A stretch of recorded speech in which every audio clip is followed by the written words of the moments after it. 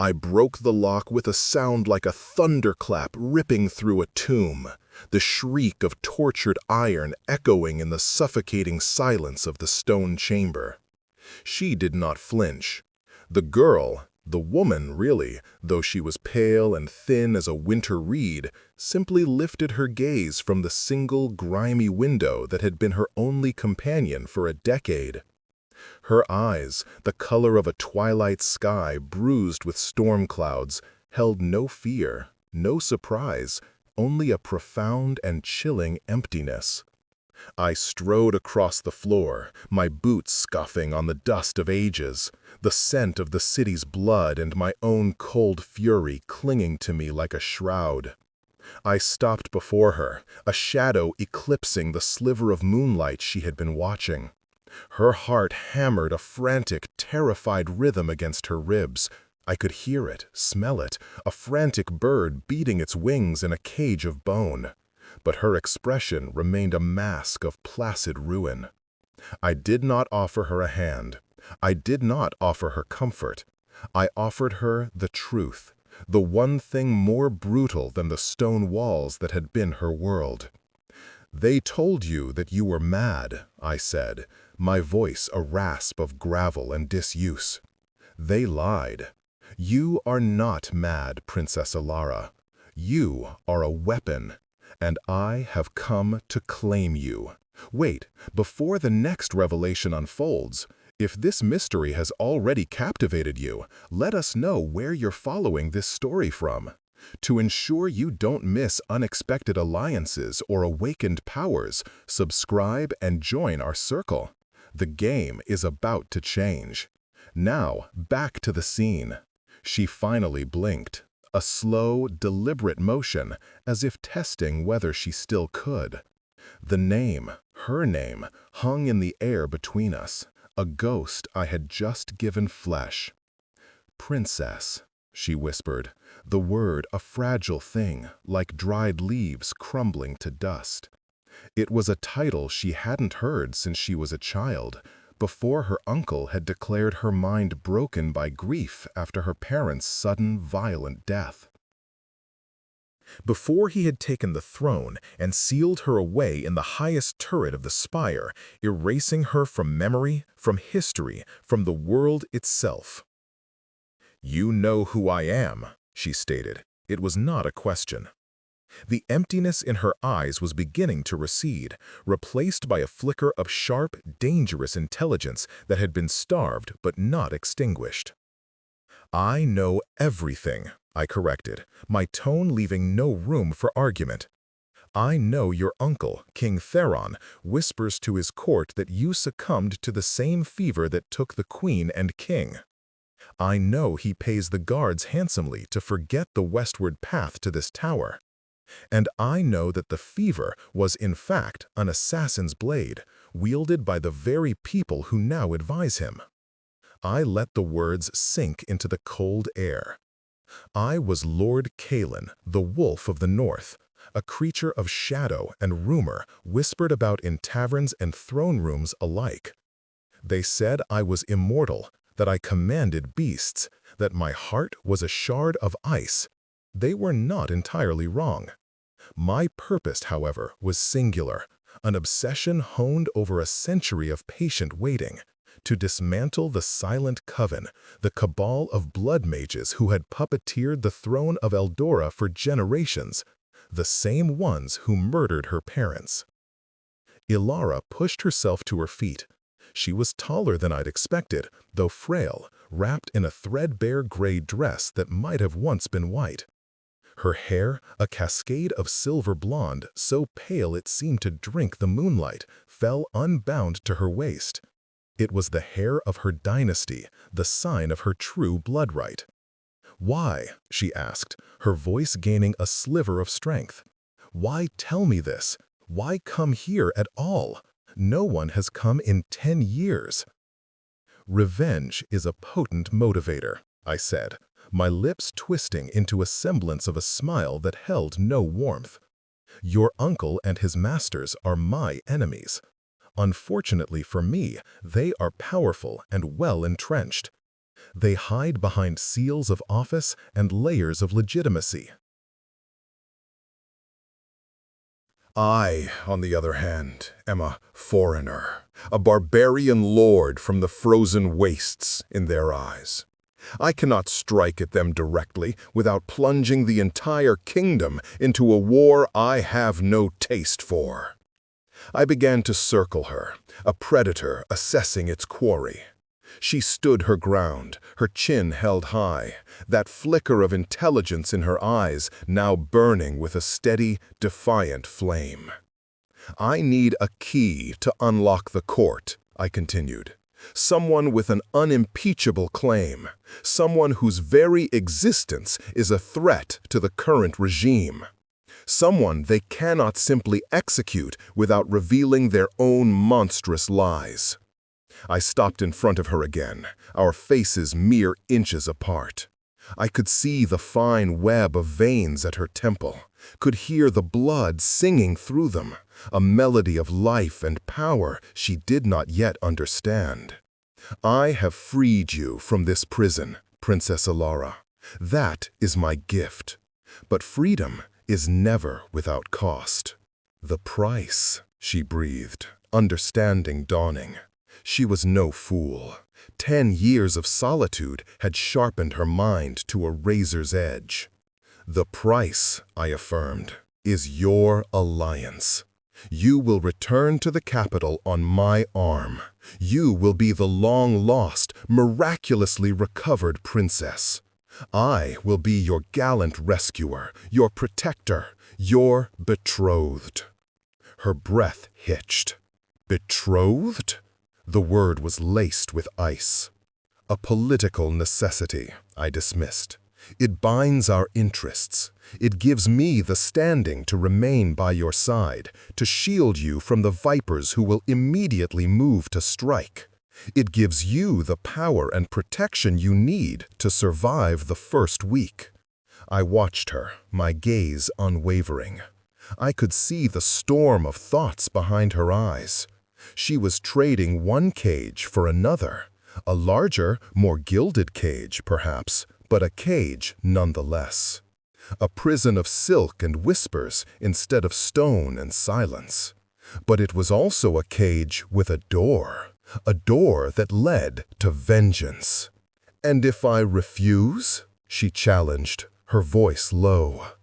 I allowed a genuine, cold smile to touch my lips.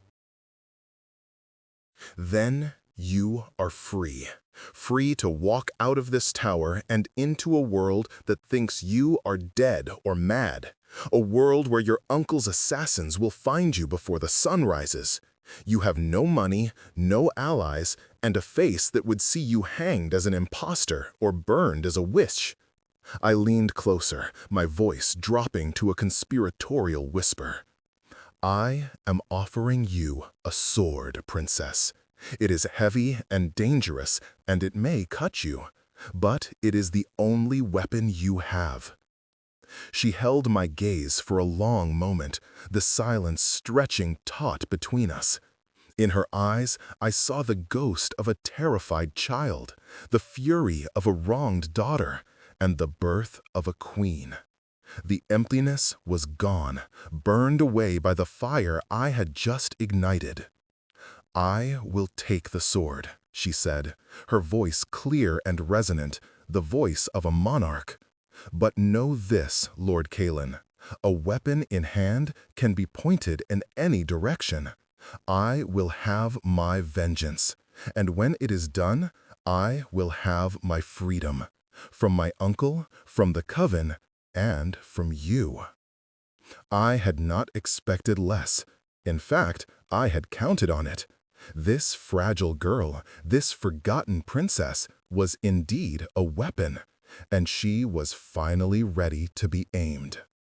The journey back to the capital city of Silverwood was a study in contrasts. For Alara, every rustle of leaves, every scent on the wind, every glimpse of a world beyond a single window was a sensory onslaught. She drank it in with a silent, desperate thirst, her composure a thin veil over the raw wonder and terror of her newfound freedom. For my part, I watched her, and I watched the shadows. My men, a dozen of my most loyal and lethal huskarls, formed a perimeter around our carriage, their senses as sharp as my own.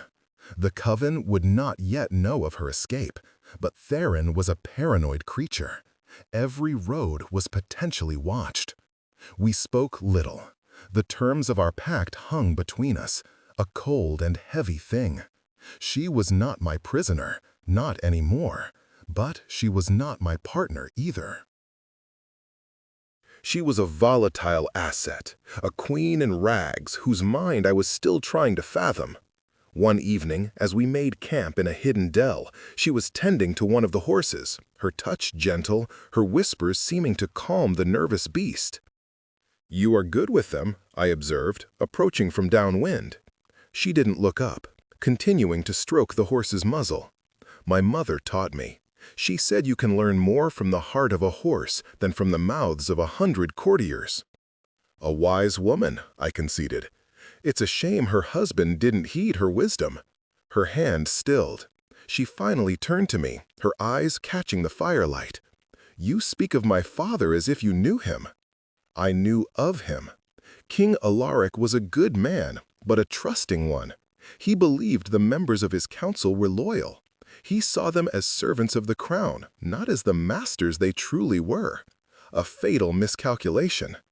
"And you trust no one," she finished, her tone holding a sharp edge of accusation.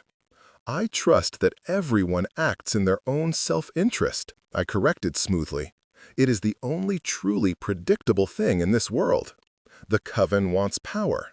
Theron wants to keep his stolen throne.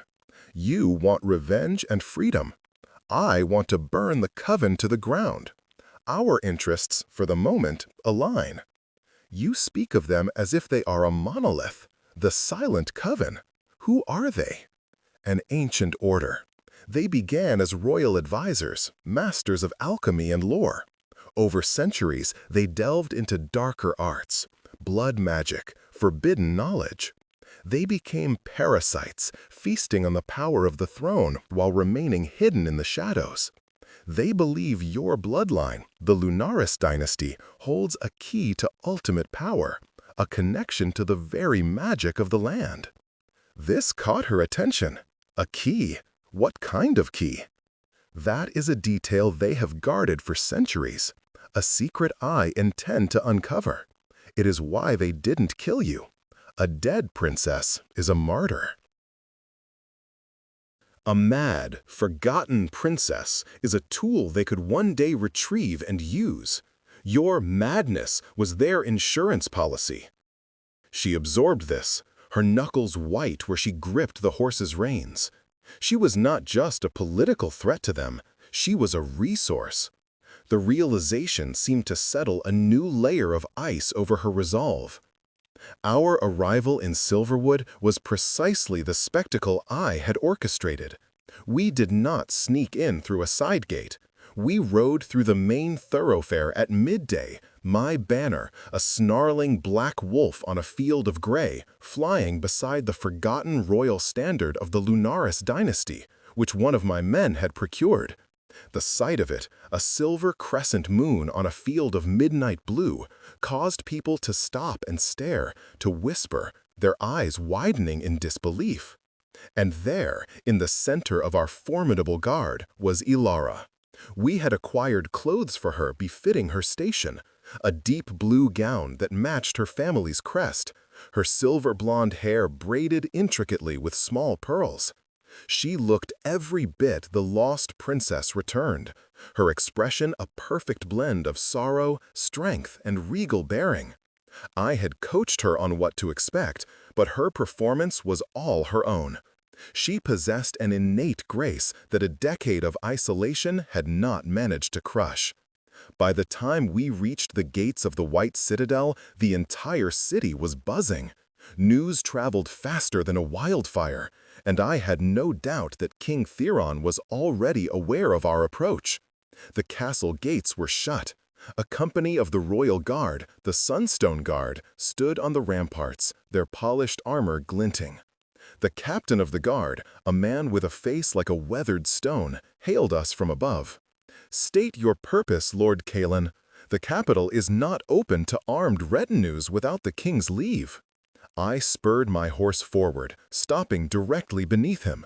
Ilara moved her own mount to my side, a silent, powerful statement.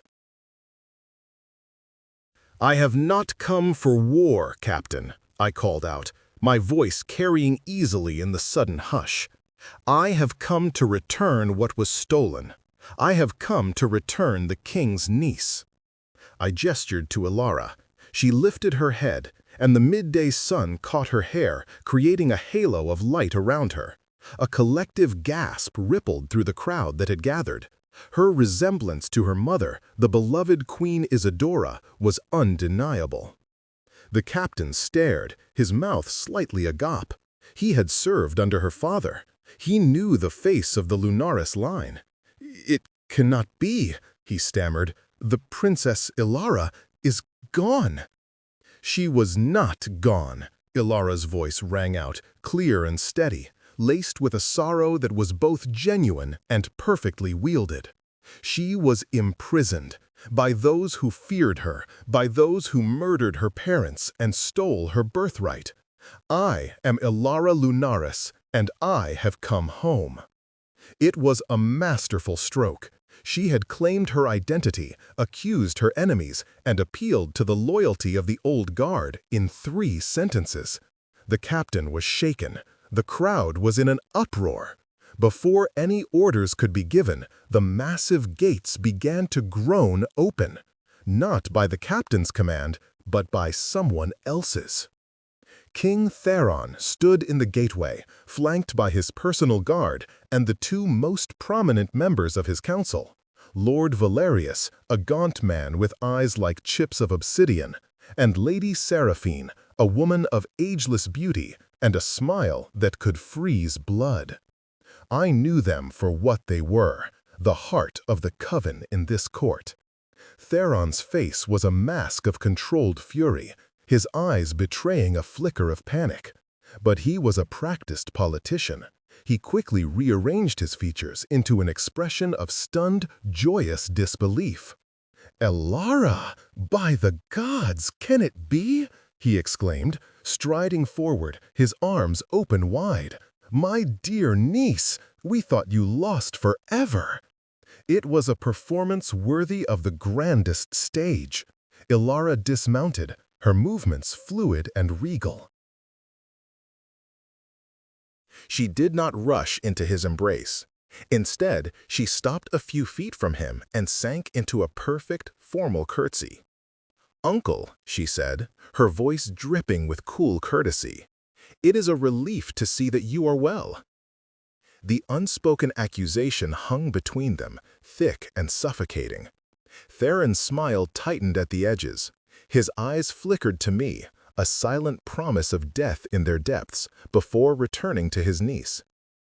"And you have brought her, Lord Kalen," Valerius said, his voice a dry rustle of parchment. "The kingdom is in your debt." "I ask for no reward," I said smoothly, dismounting to stand by Ilara's side, a clear signal of my position. "Save for the hospitality of the court. And, of course," I paused, letting the anticipation build, "the king's blessing. For my betrothal to his beloved niece." The silence that followed was so absolute it was a physical force. Theron's face went from pale to ashen.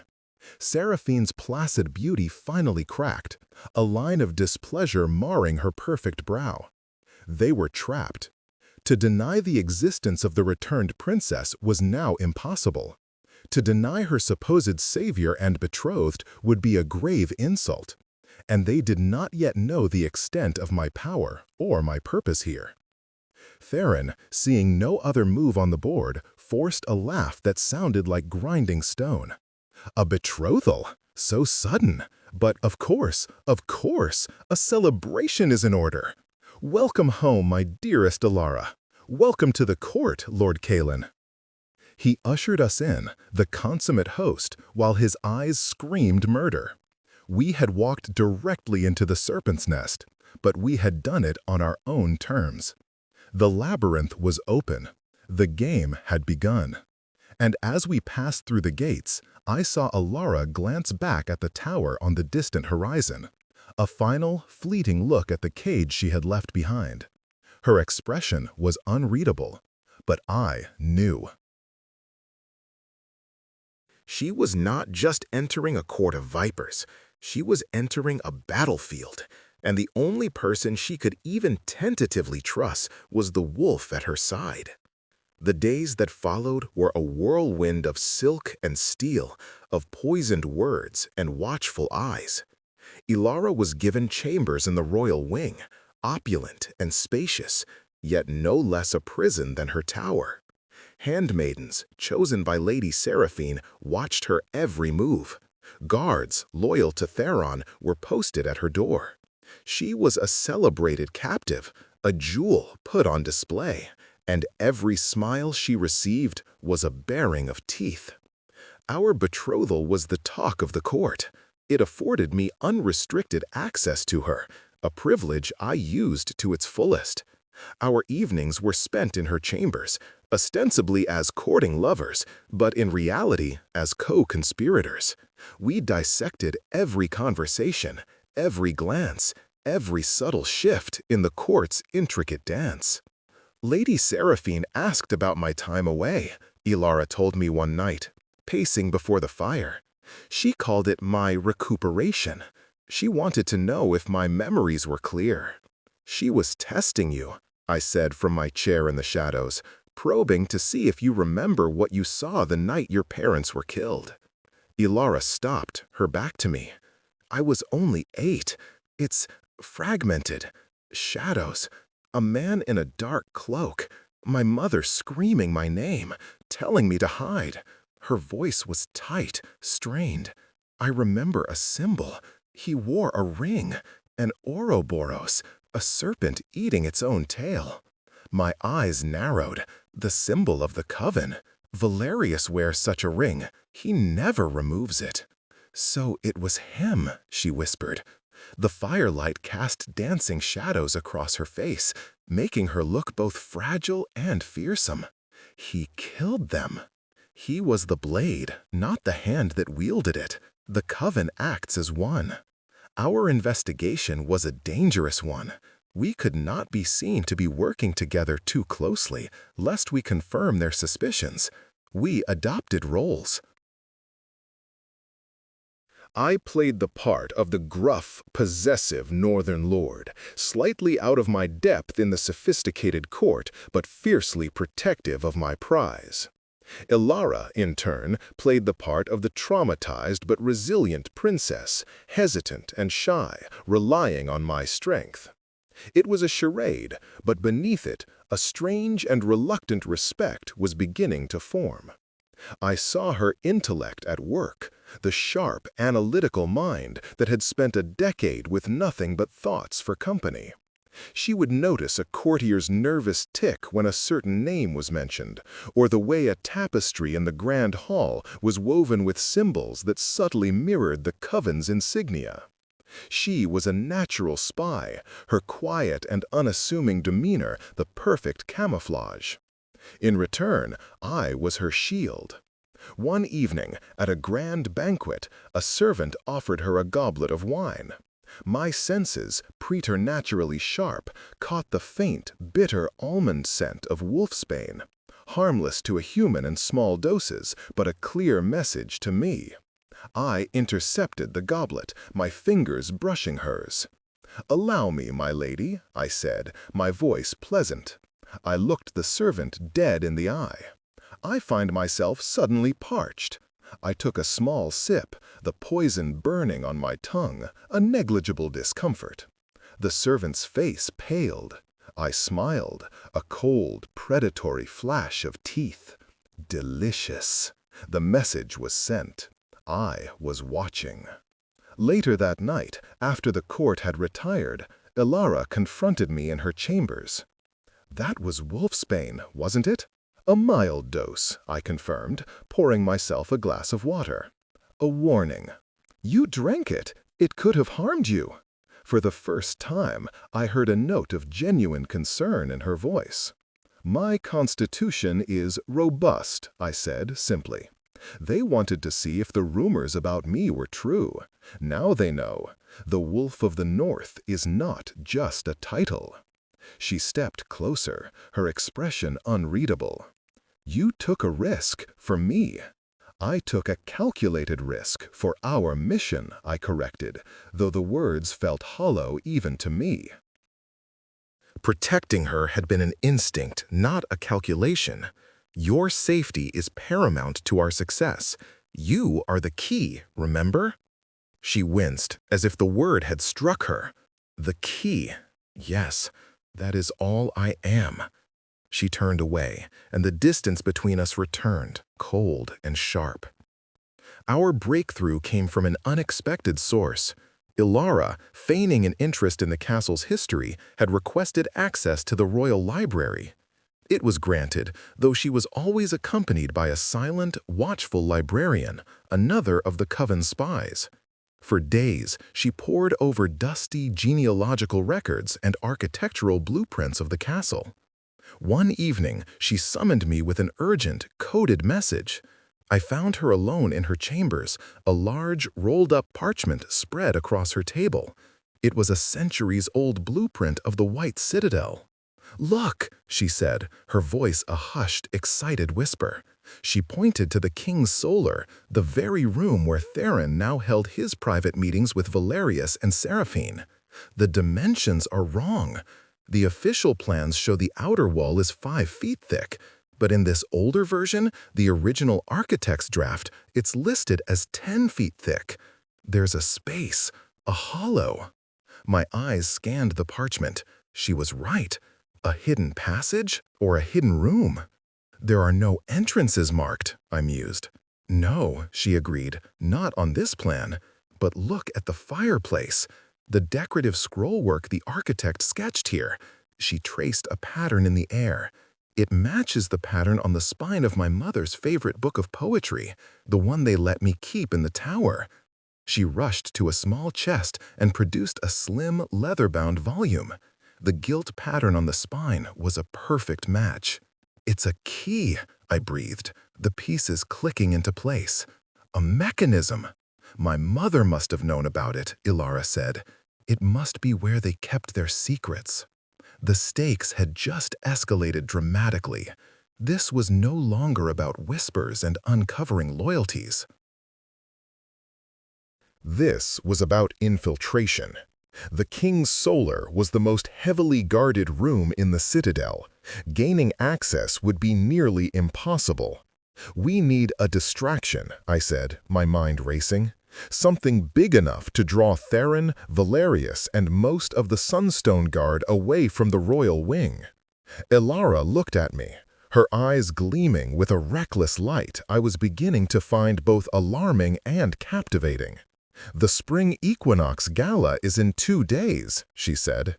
"The entire court will be in the grand ballroom. Theron will have to make an appearance, but Valerius and Seraphine rarely attend such frivolous events. Then we must give them a reason to," I finished, a plan beginning to form, a threat they cannot ignore.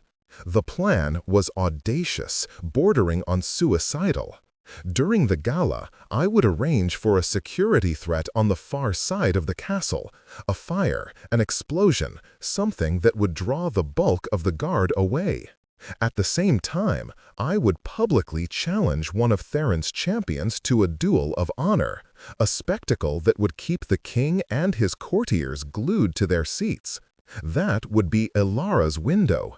She would have to slip away, enter the Solar, and find the hidden chamber. "It's too dangerous," I found myself saying, the words tasting foreign. "You would be alone.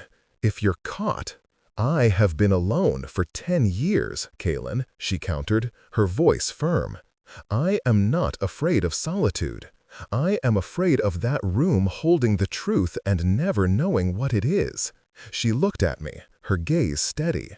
You told me to take up the sword. Don't ask me to sheath it now. Do you trust me to do this? The question hung in the air. Trust was a currency I did not trade in. I trusted in strength, in leverage, in self-interest. But looking at her, at the fierce determination that had replaced the broken emptiness I'd first seen in the tower, I found my answer. Yes, I said, the admission costing me more than I cared to admit. I trust you. A small, almost imperceptible smile touched her lips. Good. Then you had better be a convincing duelist. The night of the Spring Equinox Gala, the grand ballroom was a riot of color and sound. Music swirled, jewels glittered, and the air was thick with wine and intrigue. Ilara was breathtaking in a gown of shimmering silver, a stark and beautiful contrast to the court's gaudy finery. She stood by my side, playing the part of the devoted fiancé, while her eyes darted everywhere, memorizing guard patrols, noting exits. My champion was a brute named Sir Alistair, the captain of Theron's personal guard, a man whose loyalty was matched only by his arrogance. My challenge, issued on the pretense of a slight to Ilara's honor, was accepted with a sneer. The duel was set for the middle of the festivities, in the central courtyard. A perfect spectacle. As the court moved to the courtyard, a sudden cry went up from the east wing. "Fire! Fire in the aviary!" Panic erupted. My men, disguised as servants, fanned the flames of hysteria while ensuring the blaze was contained to the designated area. Just as planned, the bulk of the Sunstone Guard was dispatched to control the emergency. Amid the chaos, Ilara slipped my arm. "Good luck, my lord," she murmured, for the benefit of those watching. Her hand squeezed mine for a fraction of a second, a silent acknowledgement of the precipice we stood on. Then she turned and vanished into the throng. I watched her go, a cold knot tightening in my stomach. Now it was up to me to hold the stage. I entered the dueling ring. Theron, Valerius, and Seraphine were seated in the place of honor, their expressions annoyed but compelled to watch. They could not show weakness by ignoring the challenge. Sir Alistair was powerful, but he was a bull, all strength and no finesse. I was a wolf. I was faster, smarter, and infinitely more patient. I let him tire himself out, his great sword swinging in clumsy, powerful arcs. I dodged and parried, my own blade a blur of silver, making the fight look difficult, drawing it out, buying her time. Each clash of steel was a second gained. Each labored breath Alistair took was another moment for Ilara to find that room. Hurry, Ilara, I thought, my focus absolute, my body moving on pure instinct. Hurry. Meanwhile, Ilara moved like a ghost through the now quieter corridors of the royal wing. The few remaining guards were distracted, their attention turned toward the courtyard duel. She reached the king's solar, the door unguarded for the first time since her arrival. Her heart hammered against her ribs as she slipped inside. The room was opulent, dominated by a massive oak desk and a large, ornate fireplace. She went to it immediately, her fingers tracing the carved scrollwork on the mantelpiece. It matched the book. Taking a deep breath, she found the hidden latch disguised as a knot of wood and pressed. For a moment, nothing happened. Then, with a low groan of stone on stone, a section of the fireplace slid inwards, revealing a dark, narrow opening. A wave of cold, musty air washed over her. She slipped through the gap, pulling the stone closed behind her. The chamber was small, circular, and lined with shelves. It was a vault of secrets. Ledgers bound in black leather sat beside crystal phials containing glowing liquids. But what drew her eye was a single, large grimoire lying open on a central lectern. It was bound in human skin, and the script within seemed to writhe like living things. Her blood ran cold, but she forced herself to approach. The text was in a language of thorns and shadows, a dialect of the old tongue she should not have known. Yet somehow she could read it. It was a history of the Coven, their pacts, their assassinations, their rise to power. She found the entry for her parents. It was written in Valerius's spidery hand. King Alaric grows suspicious. The queen's knowledge of the old ways makes her a liability. The girl remains dormant, but the prophecy states her blood will be the key to the final consecration. The line must be controlled. Consecration, the final piece of the puzzle. They didn't just want the magic of her bloodline, they were planning a ritual, one that would permanently bind the essence of the kingdom's magic to them, granting them true immortality and godlike power. The prophecy foretold that only a willing sacrifice of Lunaris blood on the night of the centennial eclipse could unlock this power. Her parents would never have consented, so they were removed, and she, the dormant key, was stored away. She felt sick, a wave of vertigo washing over her. She was not just a political pawn, she was a lamb being raised for slaughter. Her eyes scanned the page, and then she saw it.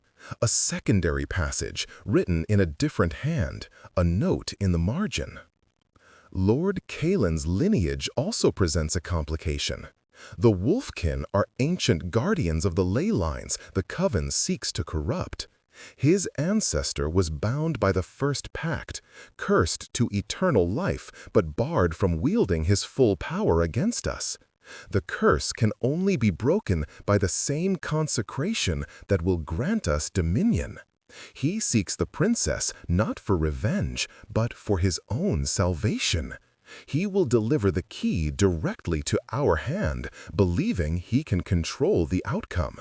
The wolf is merely a dog on a leash of his own making. The book slipped from her trembling fingers and hit the stone floor with a sickening thud. The air left her lungs in a ragged gasp. Betrayal. It was a wound far deeper and more cruel than any her uncle had inflicted. Kaelin. His quest for revenge was a lie. His protection, his guidance, their burgeoning trust, all of it was a meticulously crafted deception. He wasn't her ally. He was her jailer, leading her to a different, more final cage. He needed the Coven to perform the ritual, believing he could somehow hijack it to break his own curse, and he was using her, her life, her very blood, as the price of admission. The price he had demanded in the tower was not her alliance, it was her life. Just then, she heard a sound from the outer room, the scrape of a boot, the soft click of the solar door opening. Someone was coming.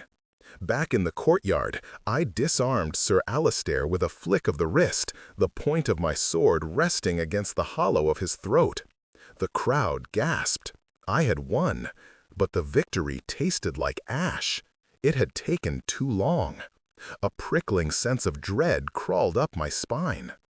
"I declare Lord Kaelin the victor," Theron announced, his voice tight with fury. He had been publicly humiliated. I ignored him, my eyes scanning the royal balcony, searching for Valerius and Seraphine. They were gone. They had left during the duel's climax. They knew. I broke into a run, shoving guards and courtiers aside, my mind screaming her name. The fire was a ruse, the duel a sideshow. The real trap had just been sprung, and I had led her right into it. I burst into the solar just as Valerius was pulling a stunned, pale Elara from the secret chamber. Seraphine stood behind him, a serene, triumphant smile on her face. Elara's eyes met mine, and in them I saw no fear, only a devastating, soul-shattering accusation. The trust I had so reluctantly acknowledged was now a poisoned chasm between us. "Thank you for delivering our key, Lord Kalin," Valerius said, his voice slick with victory. "Your service to the Coven is now complete. We have what we need for the eclipse." He held Elara fast, a silver dagger pressed to her throat. My entire world narrowed to that single gleaming point of steel against her skin. My revenge, my curse, my centuries of planning, it all turned to dust. In that moment, I knew with a terrifying certainty that the only thing that mattered was the life of the woman who now looked at me with absolute hatred. The wolf had been leashed, just as the book had said, and I had chained myself. "Let her go," I snarled, the sound inhuman, a feral growl that came from the depths of my being. My own blade came up, ready for a battle I knew I could not win without her being harmed. "I think not," Seraphine purred, stepping forward. "She is so much more than your revenge, Wolf. She is our ascension, and you are simply a loose end." Behind her, the shadows in the room seemed to deepen and coalesce. Guards, not of the Sunstone Order, but the Coven's own private assassins, cloaked and silent, melted from the walls, their blades drawn. They had been waiting. The entire court had been a stage, and we were the fools in their play. Elara didn't struggle. She simply stared at me, her eyes holding the full weight of my deception. "You used me," she whispered, the words a death sentence. "Elara," I started, but what could I say? That it had started as a cold calculation but had become something else entirely? That the sight of that dagger at her throat was unraveling centuries of icy control? The words died in my throat. Valerius laughed, a dry, rasping sound. "He will not help you, princess. His own life, his own curse, is all that has ever mattered to him." He began to back away, pulling Elara with him toward a concealed door behind a tapestry. I took a step forward, and the Coven guards converged, a wall of silent, deadly steel. I could fight them. I could kill them all. But not before Valerius and Seraphine disappeared with Elara. I was checkmated. Then something shifted. Elara, who had been limp with shock, suddenly drove her elbow backward, hard, into Valerius's ribs. He grunted in pain, his grip faltering for a fraction of a second. It was all she needed. She twisted, not away from the dagger, but toward it, ducking under his arm. The blade sliced across her upper arm, drawing a bright line of red, but she was free. "Now, Kalin!" she screamed, her voice not a plea, but a command, a battlefield order.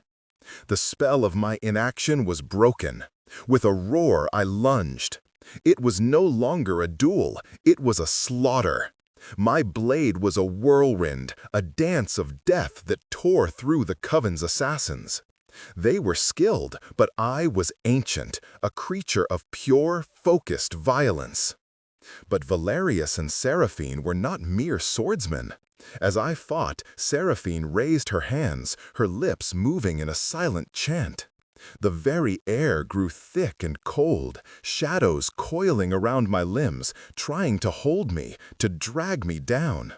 It was a magic that fed on despair, and the room was filled with it. Elara, clutching her bleeding arm, scrambled away, her eyes wild. She looked at the chaos, at the magic, at me fighting like a cornered beast. She had every reason to run, to save herself. I had lied to her, manipulated her, brought her to this. I expected her to flee. She did not. Her eyes fell upon the grimoire, still lying open on the floor where she had dropped it. Her gaze darted from the book to the fight, and a desperate, impossible idea seemed to dawn on her face. She ran to the lectern, ignoring the battle raging around her. Her blood, dripping from her wound, spattered across the ancient yellowed page. The moment her blood touched the script, the book flared with a blinding white light. The words on the page began to glow, lifting from the parchment like embers on a breeze. The entire room shook, and the dark magic Seraphine was weaving sputtered and died. Seraphine cried out in shock. "What is this? The ritual is not ready. The eclipse has not begun." Ilara stood in the center of the incandescent light, her hair whipping around her as if in a gale. The dormant power within her, the magic of the Lunaris line, was awakening, catalyzed by her own blood on the Coven's profane text. She was not just a key to be used, she was a gate, and she was choosing, in this moment of utter desperation, to unlock it herself. "You wanted the magic of my blood!" she cried out, her voice amplified, echoing with an ancient power. "Then have it!" She slammed her bleeding palm flat against the open page of the grimoire. A shockwave of pure energy erupted from the book, blasting outward. It threw me back against a wall and sent the remaining Coven guards flying like broken dolls. Valerius and Seraphine were hurled across the room, their spells shattered. The power was raw, untamed, a torrent of righteous fury. It was the magic of the land itself, and it was answering her call. The light subsided, leaving Ilara kneeling on the floor, panting, the grimoire smoking before her. The room was a wreck. Valerius was struggling to his feet, a look of utter disbelief and fury on his face. Seraphine was already gone, having vanished into the secret passage the moment her magic failed. She was a survivor. Valerius, blinded by arrogance, was not. He raised his dagger, his face contorted in a snarl. "You wretched girl! You have ruined everything!" He lunged toward the exhausted Ilara. I was on my feet in an instant, my body moving faster than thought. I intercepted him, my blade finding its home deep in his chest. His eyes widened in shock, the Ouroboros ring on his finger glinting in the dim light. He stared at me, then at the sword impaling him, and then he crumpled to the floor, dead. Silence descended, thick and heavy, broken only by our ragged breaths. The immediate threat was gone, but the room was filled with the wreckage of my lies and the terrifying birth of her power. I turned to Ilara. She was still on the floor, looking at her hand, which was now traced with faint, glowing silver lines where her blood had touched the book. She slowly lifted her gaze to meet mine. The hatred was gone, replaced by a guarded, painful exhaustion. "It was all true then," she said, her voice hollow. "You needed the ritual. You were leading me to them." I couldn't deny it. The lie was exposed, stark and ugly between us. "Yes," I said, the word tasting like poison. "That was the plan, to use their ritual to break my curse." I took a hesitant step toward her. "Ilara, when I saw that knife at your throat—" "Don't," she cut me off, holding up a hand. The silver lines on her skin pulsed with a soft light. "Don't try to justify it. Don't try to pretend it became something else. A lie is a lie, Kaelin." She was right. I had no defense. I had built our entire alliance on a foundation of deceit, and it had crumbled at the worst possible moment. "Seraphine escaped," I said, my voice flat, returning to the tactical reality. "Theron will be in chaos. The Coven knows their secret is out. They will hunt you, now more than ever. Your power, it makes you the greatest prize and the greatest threat they have ever known." "I know," she said, pushing herself wearily to her feet. She looked around the ruined solar, at the dead assassins, at the body of the man who had murdered her parents. She seemed to see it all from a great distance. They have taken everything from me. My family, my life, my trust. They will not have this. They will not have my power. She looked at me then, and her eyes were clear, cold, and resolute. She was no longer a princess, no longer a victim. She was a force unto herself. My objective has not changed, Lord Kalen. I will destroy the Silent Coven. I will see my uncle answer for his crimes. She took a deep breath. Your objective, however, has been compromised. Your path to breaking your curse likely died with Valerius. She was offering me an out. A chance to walk away, to leave her to her fate. The old Kalen, the one who had walked into her tower, would have taken it. The mission was a failure. The asset was compromised. It was time to cut my losses. But I was no longer that man. Somewhere between the tower and this room filled with blood and broken magic, she had changed me. Her courage had shamed my cynicism. Her fire had thawed something I thought long dead within me. My objective has changed, I said, my voice quiet but firm. I sheathed my sword. I stood before her, unarmed, making no move to hide my sincerity. My curse can wait. It has waited for centuries. It can wait longer. Seraphine and the rest of the coven are still out there. You have a power you don't understand and cannot yet control. You cannot face them alone. I met her gaze, holding nothing back. I lied to you, Elara. I broke your trust, and I have no right to ask for it back. So I will not ask. I will offer. Let me stand with you. Not as your betrothed, not as your manipulator, but as your ally. A true one this time. Let me be the sword in your hand with no price attached. Let me help you finish this, and when it is over, I will walk away and never trouble you again. That is my vow. She searched my face, looking for the deception, the hidden angle. She would find none. My self-interest had burned away in the heat of my fear for her. All that was left was a raw, undeniable need to see her safe, to see her triumph. For a long time she was silent. The faint glow on her hand faded, the raw magic receding, leaving her looking weary and vulnerable once more. "A wolf who vows to be a sword," she murmured, a flicker of her old sharp wit returning. "How do I know it won't bite the hand that wields it?" "You don't," I answered honestly. "You will have to choose to believe me, just as I chose, in that courtyard, to trust you."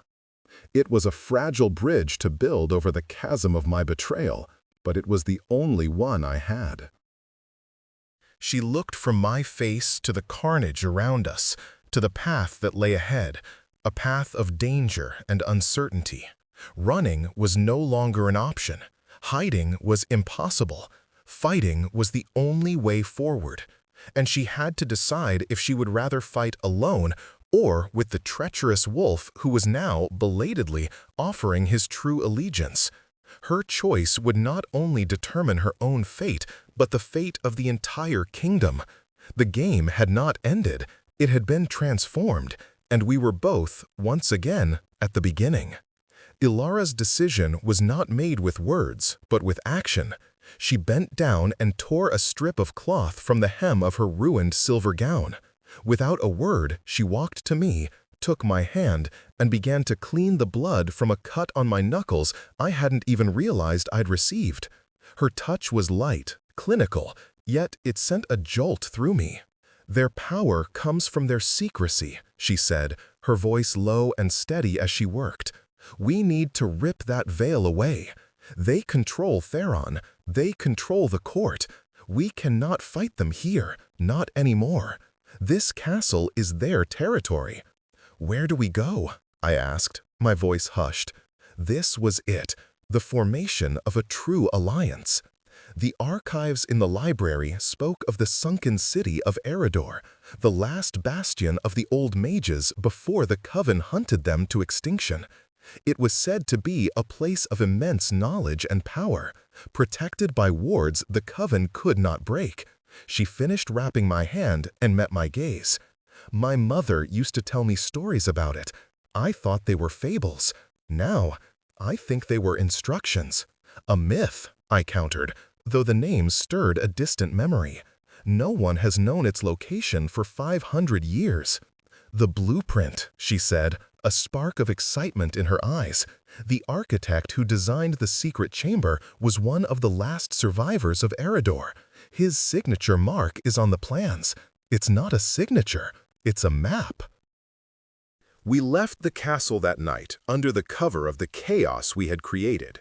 My remaining Huskarls, fiercely loyal, created a diversion at the western gate, while Elara and I slipped out through a servant's tunnel she had discovered during her library studies.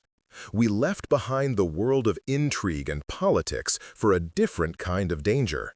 The Coven, now exposed and desperate, would hunt us with relentless fury.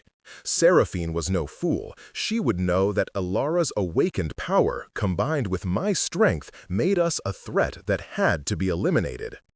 The journey to the sunken city was arduous. We traveled through forgotten forests and over treacherous mountains, the architect's star chart map our only guide.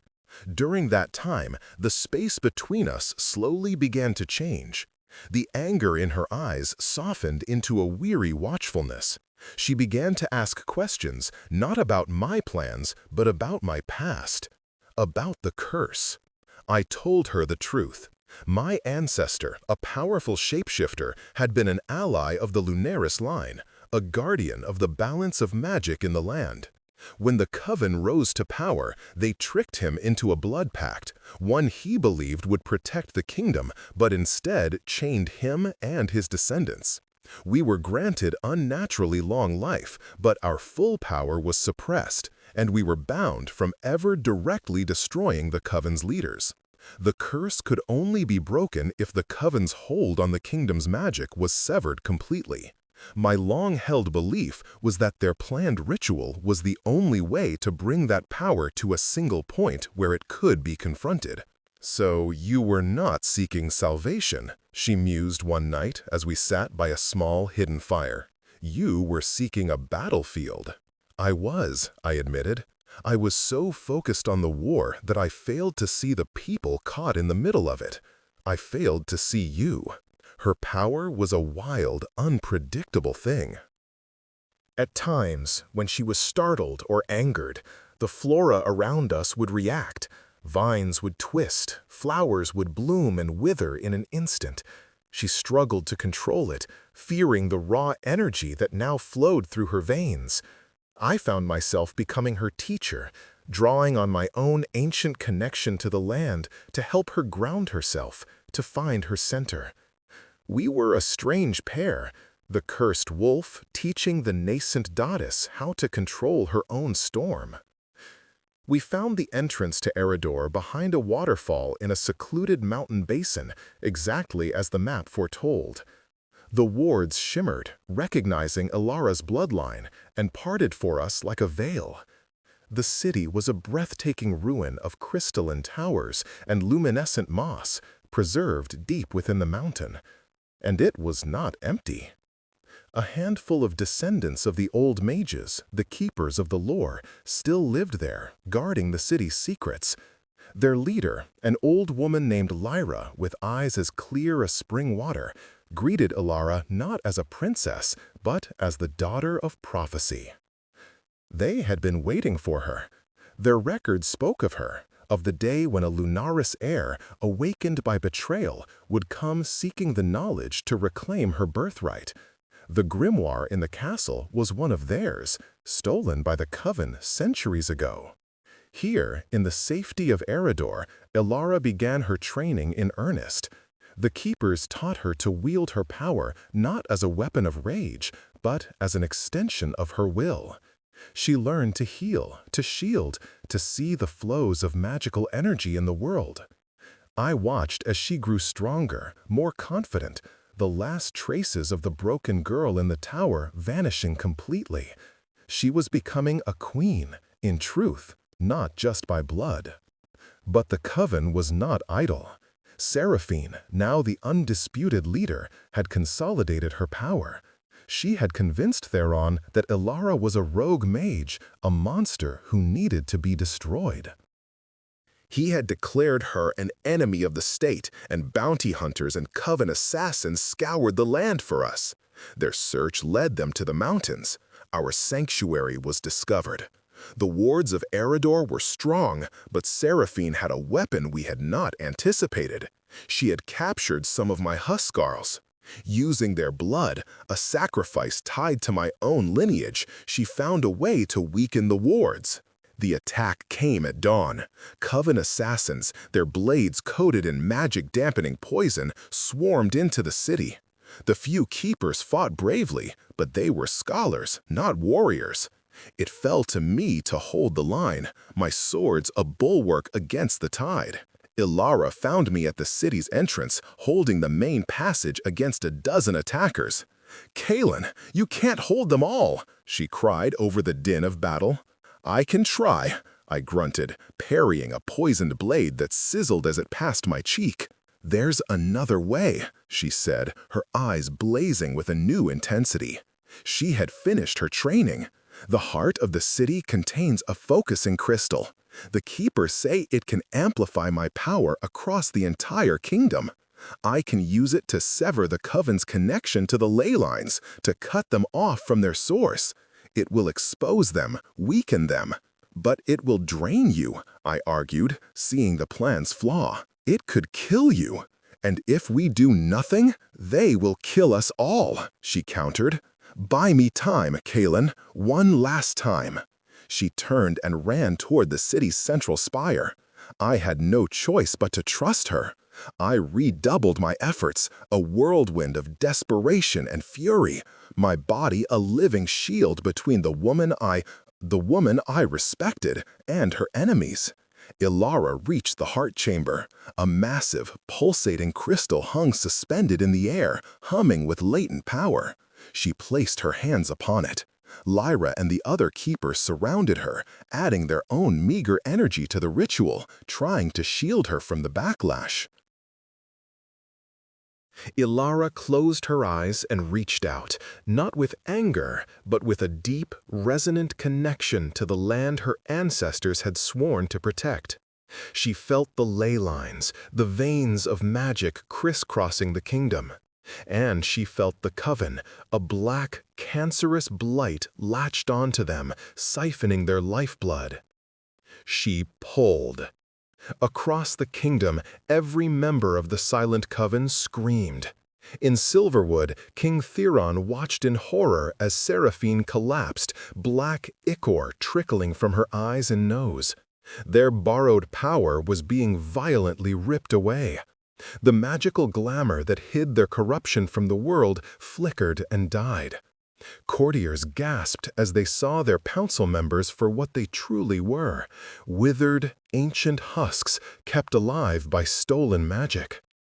At the entrance to Eredor, the assassins faltered, their enchanted weapons dimming, their strength failing.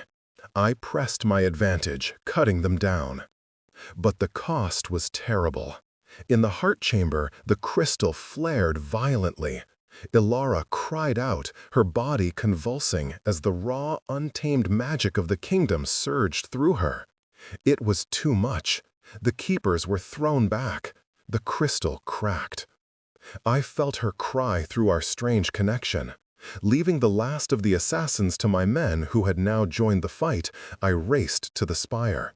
I found her collapsed at the base of the shattered crystal, pale and still, a trickle of blood beneath her nose. Lyra was at her side, her face grim. "She is alive," the old keeper said, "but the connection is broken. The coven is crippled but not destroyed. Seraphine is strong. She will recover. And Ilara, she has burned out her own power to do this. She is empty. I knelt and gathered her into my arms. She was as light as a bird. Her quest to destroy the Coven had cost her the very thing that made her a threat to them. We had won the battle, but the war was far from over, and my queen was now defenseless. We retreated from the ruins of Eredor, a Pyrrhic victory behind us. Ilara remained unconscious for 3 days. When she awoke, she was different. The brilliant fire of her magic was gone, leaving only the embers of her unyielding will. "I can't feel it anymore," she whispered, her hand hovering over a wilting plant. "The connection, it's gone." "You severed the Coven's main source of power," I told her, sitting by her bedside in the hidden cave where we had taken refuge. "You saved us all." "But I can't finish it," she said, frustration and sorrow in her voice. "Seraphine is still alive. Theron is still on the throne. And I am just a woman again." "You were always more than just your power, Ilara," I said softly. "Your magic was a weapon, but your mind, your courage, that is the hand that wields it. We will find another way." Our chance came sooner than expected. A messenger from the capital, a young captain of the Sunstone Guard, loyal to Alaric's memory, found us. The city was in turmoil. The Coven's exposure had shattered Theron's authority. The nobility was in an uproar, and the people were on the verge of open rebellion. Seraphine, weakened but alive, had fortified the citadel with her remaining loyalists, turning it into a fortress. She was holding Theron and the royal court hostage, planning some final desperate act. The captain pleaded for Ilara to return, to lead them. "Lead them? With what?" Ilara asked, her voice heavy with despair. "I have nothing left to offer." "You have your name," I told her, my hand resting on the pommel of my sword. "And you have me." We returned to Silverwood, not as fugitives, but as liberators. The city guard and the people rallied to Ilara's banner. We stood before the gates of the White Citadel, the same gates we had entered so dramatically weeks before. This time, we were at the head of an army. Seraphine appeared on the ramparts. Theron held before her with a knife to his throat. "Disperse, or your false king dies!" she shrieked, her face a mask of crazed fury. "The magic will be mine again." "It was never yours to begin with," Ilara called back, her voice clear and strong, carrying across the silent courtyard. She had no magic, but she had a truth more powerful than any spell. "You are a parasite, Seraphine, and your host is dying." It was then that I stepped forward. "Seraphine," I called out, "my curse remains. My pact is unfulfilled. I cannot strike you down. But him," I pointed my sword at Theron, whose eyes were wide with terror. "Him? I can." I looked at Ilara, and she understood. This was the final move. Not magic, but politics and sacrifice. She nodded. "King Theron," she declared, her voice ringing with royal authority. "For the murder of King Alaric and Queen Isadora, for the crime of treason against the crown, you are sentenced to death." The declaration sealed Theron's fate. He was useless to Seraphine now. With a snarl of frustration, she shoved him away from her and disappeared from the ramparts. In the ensuing chaos, the Loyalist guards opened the gates. Our forces stormed the citadel. I found Seraphine in the throne room, trying to draw power from the ancient stones of the castle itself. We faced each other, the wolf and the serpent. My curse still held. I could not land a killing blow, but I didn't have to. I fought her, harrying her, driving her back, preventing her from completing her ritual. The final blow came from Elara. She appeared, holding not a sword, but the Coven's dark grimoire. She began to read from it, not a spell of power, but the Coven's own unbinding ritual. The very magic Seraphine was trying to summon turned against her, consuming her. She screamed, a long, agonizing sound, and then dissolved into dust. In the silence that followed, Elara let the book fall from her hands. She had done it. It was over. The Coven was destroyed. The throne was hers. A week later, at her coronation, she stood before the assembled nobles. She was their queen, radiant and strong. I watched from the shadows, prepared to keep my vow. It was time for me to walk away. My purpose here was served. As the court celebrated, I slipped out onto a balcony overlooking the city. The curse remained, a cold weight in my soul, but it felt lighter. I had fought for something other than myself, and it had changed me. "Leaving so soon, Lord Kalen?" I turned. Elara stood there, having traded her coronation gown for a simple blue dress. The crown was gone. "I made a vow," I said, my voice hoarse. "You did," she agreed, stepping to my side, "and I am releasing you from it." She looked out at the city, her city. "I have a kingdom to rebuild. I have a world to learn. I find I am in need of wise counsel, someone who is not afraid to speak hard truths, someone who understands the difference between power and strength." She turned to me, a small, genuine smile gracing her lips for the first time.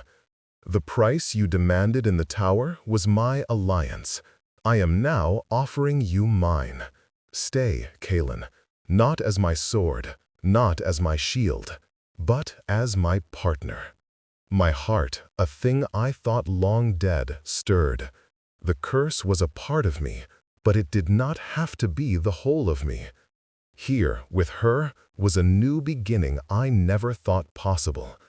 The forgotten princess had been freed from her tower, and the wolf, in freeing her, had finally found a way to free himself.